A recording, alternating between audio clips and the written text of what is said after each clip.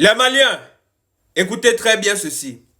Les journalistes nigérians ont applaudi Eric Schell à la fin de sa conférence de presse pour cette campagne et souhaitent qu'il continue avec les Super Eagles du Nigeria.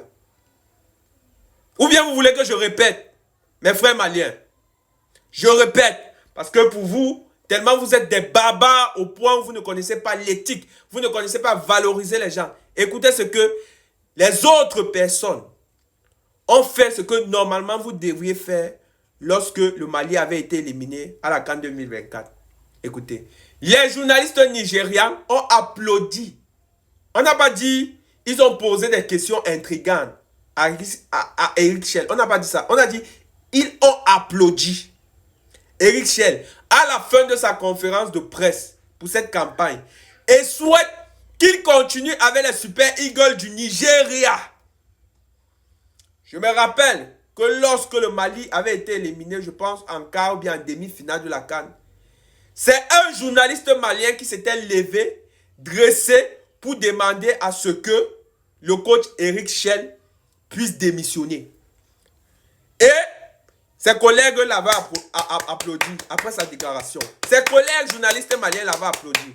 Pour vous dire à quel point vous êtes les moutons. Je dis, vous êtes les chefs. C'est ça là qu'on appelle du professionnalisme. Voici des journalistes professionnels. Quand vous regardez l'attitude qu'ils ont eue envers Eric Schell, on appelle ça du respect. Vous sentez que ce sont des journalistes qui ont parcouru le pays. Ils ne sont pas seulement restés au Nigeria pour faire leur truc de journalisme. Ils ont parcouru les pays. Ils ont voyagé. Ils ont l'esprit ouvert. Alors que vous avez passé le temps à rester dans votre pays, dans votre cadre.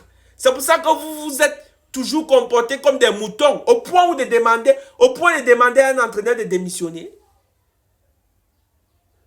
Parce que les journalistes savent que le projet que Eric Schell a sur le pied là, c'est un projet qui va payer, mais pas maintenant.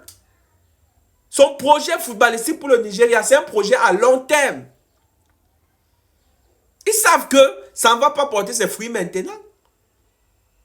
Mais vous, moutons que vous êtes, journalistes moutonniers, vous partez même faire souvent vos métiers de journaliste là-haut. Oh, de journalisme là-haut.